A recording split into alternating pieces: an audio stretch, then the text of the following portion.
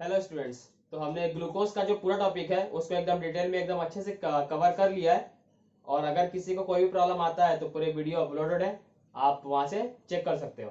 ठीक है, अब हम नेक्स्ट टॉपिक पे आगे बढ़ते हैं जो है हमारा फ्रुक्टोज।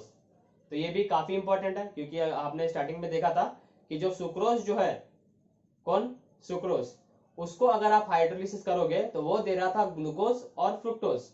और हम ये भी देख रहे थे कि दोनों का मॉलिक्यूलर फॉर्मूला सेम था। ठीक है, तो कुछ ना कुछ तो डिफरेंस होगा, तभी जाके उनको दोनों को हमने अलग अलग लिखा है। तो काफी बहुत बहुत ही ज्यादा डिफरेंस है, ये मान के चलो आप। तो अभी जब हम पढ़ेंगे फ्रुक्टोज तब आपको पता चलेगा ये बातें।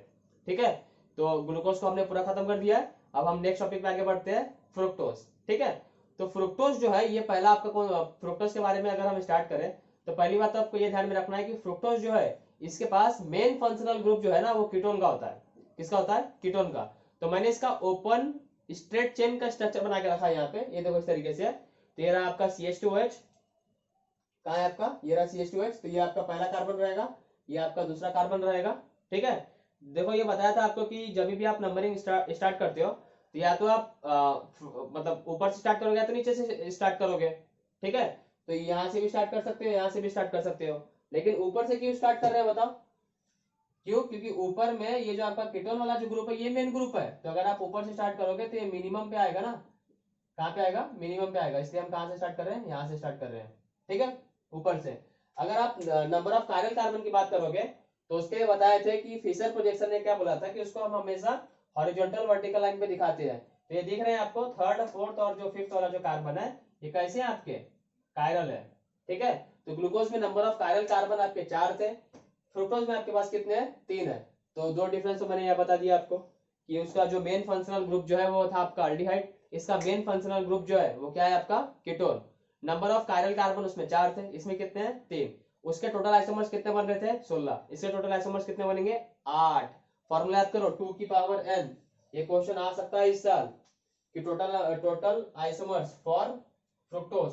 तो देखो इस तरीके से फॉर्मूला था आपका 2 की पावर n, और n क्या था आपका? नंबर ऑफ कायरल सेंटर या फिर नंबर ऑफ कायरल कार्बन। यहाँ पे कितने हैं? 1 2 3, तो 2 की पावर 3। तो टोटल नंबर ऑफ आइसोमर्स कितने फॉर्मेशन होंगे आपके पास? 8 होंगे। कितने फॉर्मेशन होंगे आपके पास? 8। टोटल आइसोमर्स कितने फॉर्मेशन होंगे आपके पास? 8। कितने? 8। ठीक है, तो टोटल आइसोमर्स कितने फॉर्मेशन हो जाएंगे आपके पास? 8। तो ये था आपका फ्रुक्टोज के बारे में। अब नेक्स्ट हम आगे बढ़ते हैं। तो देखो उसमें ग्लूकोज में आपको जब ओपन चेन पढ़ाया था तो उसमें बताया था कि वो सारी प्रॉपर्टीज को एक्सप्लेन नहीं कर पाता है। तो बाद में ये पता चल पाया कि उसके 3 टोटल स्ट्रक्चर्स प्रेजेंट रहते हैं। तो फ्रुक्टोज में भी वैसे ही है कि इसका भी आपका साइक्लिक वाला प्रेजेंट रहेगा। ठीक है, तो फ्रुक्टोज आपने देख लिया एकदम अच्छे से। ठीक है ना, अब याद कैसे रखना है? तो आपको ये याद रखना है कि कीटोन है, तो कीटोन है तो आपको क्या बताया था कि C डबल बॉन्ड O, ये आ जाएगा सेकंड पे। ठीक है, पहला वाला कार्बन कहाँ पे आपका? CH2OH। ठीक है, अब जो थर्ड कार्बन है, फोर्थ कार्बन है और जो फिफ्थ कार्बन है, इसके बारे में देखो एक चीज मैंने बताई थी कि आपको डाउट इसी में आएगा क्योंकि ये कायरल है तो इसको लेफ्ट में रखोगे तो वो अलग हो जाएगा, राइट में रखोगे तो अलग हो जाएगा। ठीक है, बाकी सबको आप कहीं भी बना सकते हो, लेकिन थर्ड कार्बन, फोर्थ कार्बन और फिफ्थ कार्बन, इसके पास जो H और OH जो ग्रुप है ना, इसको आप इधर उधर नहीं रख सकते हो। तो इसको आपको प्रॉपर वे में रखना है। अगर लेफ्ट में है तो लेफ्ट में रखना है, राइट में है तो राइट में ही रखना है। ठीक है, इसको आप इधर उधर नहीं रख सकते हो। तो याद रखने का तरीका याद करो, ग्लूकोज में आपको बताया था कि थर्ड वाले कार्बन पे ही उल्टा होता है, बाकी सब आपका सेम रहता है। तो थर्ड वाले कार्बन पे उल्टा है, इसका मतलब क्या हुआ कि थर्ड वाले कार्बन पे OH कहाँ चल जाएगा? लेफ्ट में। और फोर्थ और फिफ्थ कार्बन पे OH कहाँ पे रहेगा आपका? राइट साइड में। ठीक है, तो जुगाड़ आपको उसमें बताए हैं, पूरे वीडियो देखना है आपको। ठीक है ना, अरे सीधा कोई भी चीज को याद रखने का तरीका सबसे बेस्ट तरीके से बताऊंगा आपको कि आपको याद हो जाएगा। ठीक है, क्योंकि हमने भी ऐसे याद रखा था। तो थर्ड वाले कार्बन पे OH कहाँ पे आएगा? लेफ्ट में। फोर्थ और फिफ्थ पे देखो कहाँ पे है? राइट में।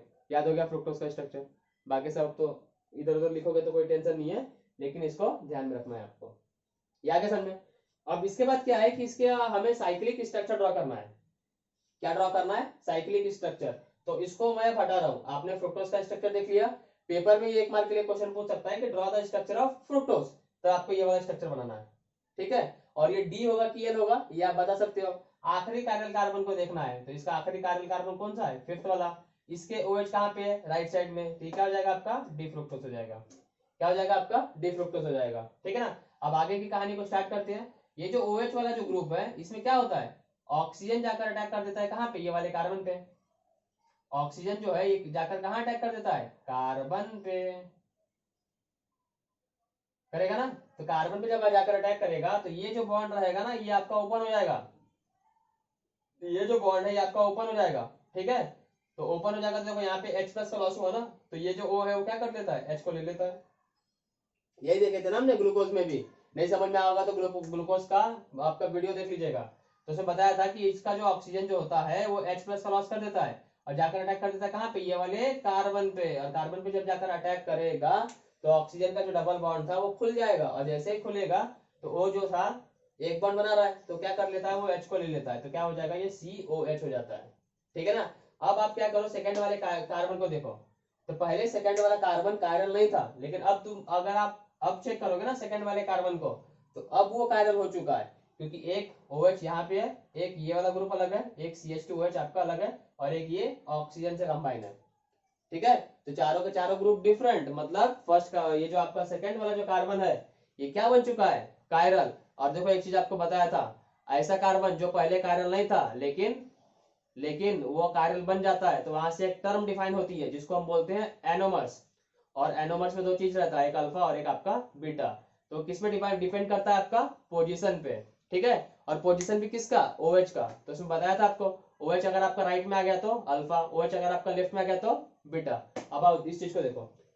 अब मैं ये जो स्ट्रक्चर है उसको यहाँ पे बना रहा हूँ, कैसे किया समझ में आ गया ना। अब देखो ये जो कार्बन है ये क्या करेगा, ऑक्सीजन के साथ बॉन्ड है, मैंने यहाँ देखो ये वाला जो कार्बन है ना, ये वाला कार्बन, ये कौन सा कार्बन है आपका, ये वाला सेकंड वाला कार्बन है।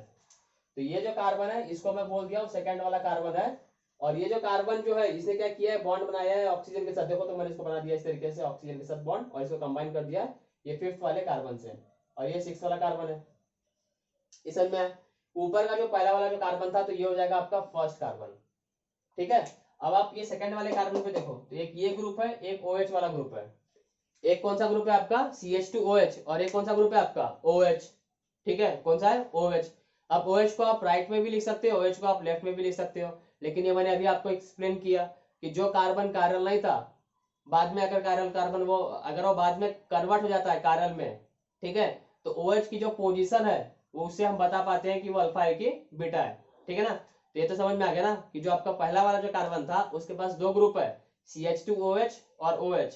अगर आपने OH को रख दिया राइट में तो बोल देंगे अल्फा, अगर आपने OH को रख दिया लेफ्ट में तो रख देंगे, बोल देंगे बीटा। ये देखो OH लेफ्ट में आ गया तो क्या बोल दिया, बीटा, और OH राइट में आ गया तो क्या बोल दिया, अल्फा। क्या बोल दिया, अल्फा। अब नंबरिंग में देख लो आप, ये आपका फर्स्ट कार्बन था तो ये हो गया आपका फर्स्ट कार्बन, है ना। ये सेकंड कार्बन है, ये सेकंड कार्बन हो गया। ये थर्ड कार्बन था, ये थर्ड हो गया। ये फोर्थ है, ये फोर्थ हो गया। ये फिफ्थ हो गया, ये सिक्स्थ हो गया। अब यहाँ पे भी चेक करो आप, तो ये हो गया आपका फर्स्ट, ये हो गया आपका सेकंड, ये हो गया थर्ड, ये हो गया फोर्थ, ये हो गया फिफ्थ, और ये हो गया आपका सिक्स्थ, ठीक है ना। तो अब कितने कायरल कार्बन हो चुके हैं, 4। तो टोटल नंबर ऑफ आइसोमर्स कितने बन जाएंगे, 2 की पावर 4। आंसर कितना आएगा, 16 आइसोमर्स, ठीक है। तो आप इस तरीके से चीजों को एक्सप्लेन कर सकते हो। और अगर ये क्वेश्चन पूछ लिया, right the difference between glucose and fructose, तो 4 पॉइंट मैंने बता भी दिया आपको। तो इस तरीके से आप डायग्राम बना के ये 4 चीजों को आप एक्सप्लेन कर सकते हो। यहाँ तक आया समझ में, यहाँ तक आ गया ना समझ में, ठीक है। अब इसको तो बनाया है, ये समझ में आ गया। अल्फा कब रहेगा, जब राइट साइड में रहेगा तो बोलेंगे अल्फा, और ये OH अगर आपका लेफ्ट साइड में रह गया तो हम क्या बोल देंगे इसको, बीटा, ठीक है। और ये देखो डी फ्रुक्टोज से बनाया है, डी फ्रुक्टोज से बनाया है, इसलिए मैंने लिखा है यहाँ पे डी। और यहाँ पे निगेटिव, ये निगेटिव होता है, जैसे जो ग्लूकोज जो था ना वो पॉजिटिव होता है, लेकिन ये जो आपका फ्रुक्टोज जो होता है ना वो निगेटिव होता है, ये नेचुरली होता है, इसको आपको याद रखना पड़ेगा, ठीक है ना।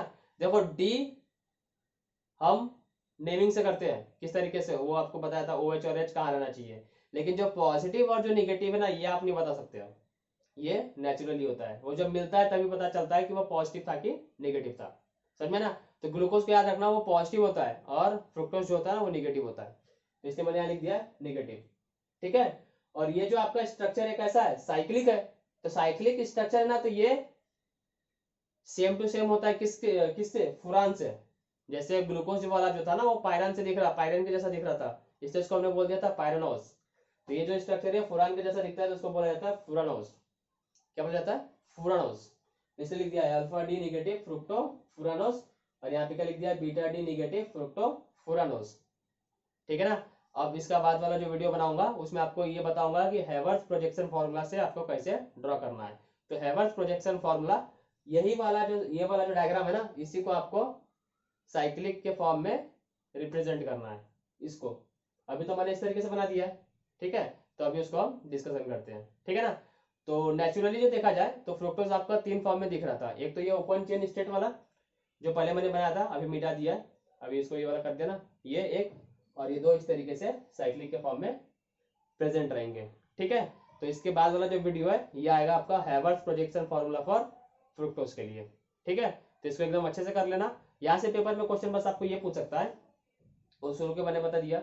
बोर्ड के लिए आपको ये पूछेगा कि आप इसका ये बता दो, फ्रुक्टोज का स्ट्रक्चर बता दो। तो मैंने पहले जो बनाया था वो बना लीजिएगा, ठीक है। और अगर आपको ये पूछना होगा तो अल्फा डी बीटा डी, वो हैवर्थ वाला पूछेगा, ये वाला नहीं पूछता है, ठीक है। अल्फा डी बीटा डी वो आपको पूछेगा, तो वो भी बनाना मैं बताता हूँ किस तरीके से, ठीक है।